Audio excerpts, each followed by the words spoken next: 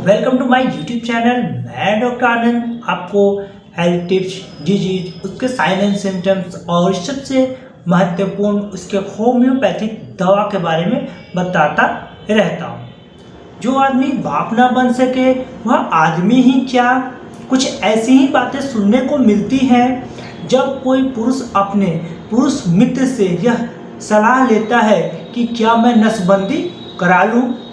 जिस तरह औरत को बच्चा पैदा करने की मशीन समझा जाता है, उसी तरह पुरुष के बच्चा पैदा करने की क्षमता को उसके मर्दानगी से जोड़कर देखा जाता है। दोस्तों, आज मैं बात करने वाला हूं एक बहुत ही सेंसिटिव टॉपिक के बारे में, जो है पुरुषों में नसबंदी यानी वैसेक्टोमी होने के बाद उनके सेक्सुअल लाइफ पर क्या असर पड़ता है, उनका सेक्सुअल परफॉर्मेंस पे क्या असर पड़ता है, पुरुष नसबंदी होने के क्या फायदे और नुकसान हैं। इस टॉपिक पर लोग खुलकर बात नहीं करते हैं, जिसके कारण लोगों को आधी अधूरी जानकारी है और लोगों को बहुत सारी गलत धारणाएं भी हैं।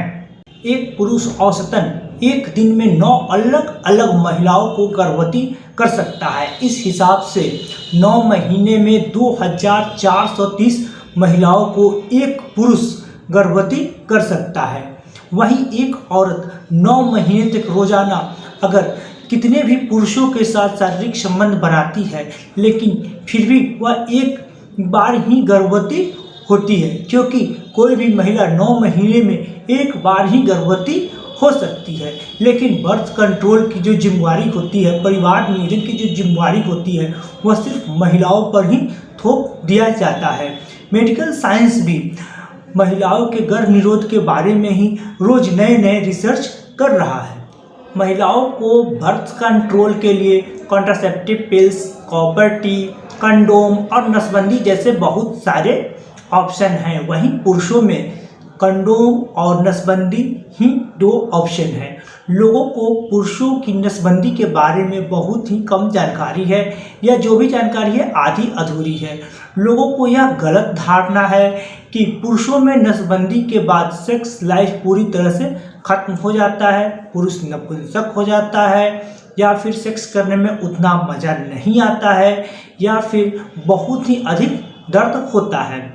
पुरुषों की नसबंदी में क्या होता है यह लोगों को पता ही नहीं है, क्योंकि लोग इसके बारे में खुलकर बात नहीं करते हैं। जिसने जो बता दिया उसे ही सच मान लिया। जब किसी परिवार में पति और पत्नी जब आगे बच्चा नहीं पैदा करना चाहते हैं, तो वो कंट्रासेप्टिव मतलब गर्भ निरोध का यूज करते हैं। गर्भ निरोध में महिलाओं के लिए कंडोम, कॉन्ट्रासेप्टिव पिल्स और कॉपर टी है। वहीं पुरुषों में कंडोम है, लेकिन यह एक टेम्पोररी उपाय है। मतलब इसके जब तक आप यूज करेंगे तब तक इससे गर्भ धारण से महिलाएं बच सकेंगी। कॉपर टी जो होता है वह कुछ वर्षों के लिए होता है, लेकिन उसमें भी बहुत सारे कॉम्प्लिकेशन हो सकते हैं। लेकिन अस्थायी समाधान के लिए नसबंदी ही कराना पड़ता है, जबकि यह नसबंदी महिला और पुरुष दोनों की हो सकती है। आइए अब मैं आपको बता रहा हूं कि पुरुष नसबंदी कैसे होता है। तो पुरुष नसबंदी एक बहुत ही सामान्य ऑपरेशन है जो लोकल एनेस्थीसिया के प्रभाव में किया जाता है। इसके होने के बाद सिर्फ स्पर्म मतलब शुक्राणु नहीं आता है, जिससे कि वह पुरुष किसी भी महिला को गर्भवती नहीं कर सकता है। स्पर्म और सीमेन में काफ़ी अधिक फर्क होता है। सेक्स के दौरान पुरुषों में एजुकेशन के बाद जो फ्लूइड निकलता है उसमें केवल 10% ही स्पर्म रहता है, बाकी का 60% सेमाइनल वेसिकल से निकलता है और 30% प्रोस्टेट ग्लैंड से निकलता है। नसबंदी के बाद एजुकेशन में जो फ्लूइड निकलेगा वह पहले ही की तरह होगा, उसमें सिर्फ स्पर्म मतलब शुक्राणु नहीं निकलेगा, जिससे कि बच्चा पैदा होगा। पुरुषों की नसबंदी में उस ट्यूब को काटकर सील दिया जाता है, जिस ट्यूब से टेस्टिकल से पेनिस तक स्पर्म को ले जाया जाता है। इस ऑपरेशन में लगभग 15 मिनट का समय लगता है। पेशेंट को हॉस्पिटलाइज होने की भी ज़रूरत नहीं पड़ती है और इस ऑपरेशन के लगभग 1 वीक बाद पेशेंट जो है अपना सेक्सुअल परफॉर्मेंस कर सकता है। पुरुषों में सेक्स की जो इच्छा होती है वह टेस्टोस्टेरोन हार्मोन के कारण होती है।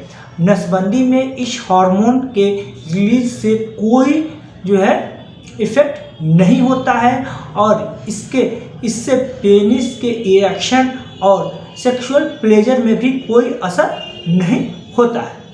समाज में एक पुरुष की मर्दानगी को और एक औरत के नारित्व को उसके बच्चा पैदा करने की क्षमता से जोड़कर देखा जाता है। पुरुषों में नसबंदी को उसकी मर्दानगी से जोड़कर देखा जाता है। यदि एक परिवार के पति पत्नी आगे बच्चा पैदा करने की इच्छा नहीं जाहिर करते हैं तो औरत को ही नसबंदी कराने के लिए आगे किया जाता है। लोगों का यह मानना है कि अगर आगे चलकर खुदा ना खास्ते बच्चे को कुछ हो गया या फिर आगे बच्चे की ज़रूरत महसूस हुई तो उस कंडीशन में पुरुष के स्पर्म को यूज करके दूसरा बच्चा पैदा कर सकते हैं दूसरी औरत के कोख से, सरोगेसी या IVF की मदद से। लेकिन यदि पुरुष नसबंदी करा लेगा तो उस महिला के कोख में दूसरे पुरुष के स्पर्म का इस्तेमाल करना होगा, जिससे यह होगा कि उस पुरुष का कोई भी गुण नहीं होगा, मतलब उसके खानदान का कोई भी अंश उसमें नहीं होगा। इसके अलावा यह भी समझा जाता है कि नसबंदी करा लेने से पुरुष की सेक्स पावर जो है वह कम हो जाएगी। नसबंदी ना कराने या कंडोम के यूज ना करने से महिलाओं को कॉन्ट्रासेप्टिव पिल्स लेना पड़ता है, जिसके कारण उनका हार्मोन जो है काफ़ी अधिक जो है डिसबैलेंस हो जाता है। इस हार्मोन के डिसबैलेंस होने के कारण उन्हें बहुत सारी बीमारियों का होने का खतरा रहता है। समाज में यह एक धारणा बैठी हुई है कि बच्चे महिलाएं पैदा करती है, इसलिए फैमिली प्लानिंग भी महिलाओं की जिम्मेवारी है, मतलब नसबंदी भी सिर्फ महिलाएं ही कराएं, जबकि ऐसी कोई बात नहीं है। कोई भी महिला अकेले बच्चे को पैदा नहीं कर सकती है। जब तक पुरुष का स्पर्म नहीं मिले तब तक बच्चे पैदा नहीं हो सकते हैं। जिस तरह बच्चे पैदा करने के लिए दोनों की बराबर भूमिका होती है, उसी तरह फैमिली प्लानिंग में भी दोनों का बराबर योगदान होना चाहिए। मैं ये नहीं कह रहा हूँ कि महिलाएं नसबंदी न कराएं, सिर्फ पुरुष ही नसबंदी कराएं। यदि कोई पुरुष नसबंदी कराना चाहता है तो इस संबंध में डॉक्टर से खुलकर बात करें, क्योंकि पुरुषों की नसबंदी से उनके सेक्सुअल लाइफ, सेक्सुअल परफॉर्मेंस और सेक्सुअल प्लेजर में कोई प्रॉब्लम नहीं आता है, बल्कि उनका सेक्सुअल लाइफ और सेक्सुअल प्लेजर पहले से अच्छा हो जाता है। क्योंकि पुरुष नसबंदी के बाद महिला को प्रेग्नेंट नहीं कर पाता है, इसलिए उसके दिमाग में यह डर नहीं रहता है कि मैं महिला के साथ सेक्स कर रहा हूं और सेक्स करने के बाद महिला प्रेग्नेंट हो जाएगी और कल होकर जो है बच्चे होने की संभावना रहेगी। एक रिसर्च में पाया गया है कि पुरुषों की नसबंदी के बाद उनका सेक्सुअल परफॉर्मेंस पहले से अच्छा हो गया है। दोस्तों, यदि आपके मन में इस टॉपिक के संबंधित कोई भी क्वेश्चन हो, मेडिकल साइंस से संबंधित कोई भी क्वेश्चन हो, होम्योपैथ से रिलेटेड कोई भी क्वेश्चन हो, तो आप मुझे कमेंट कर सकते हैं। दोस्तों, यह वीडियो बहुत ही नॉलेजेबल वीडियो है। आशा करता हूँ यह वीडियो आपको बहुत पसंद आया होगा। आप इसे प्लीज़ अधिक से अधिक लाइक और शेयर कर दें। चैनल को सब्सक्राइब करना बिल्कुल ना भूलें। मिलते हैं अगले वीडियो में नए टॉपिक के साथ। तब तक के लिए नमस्कार।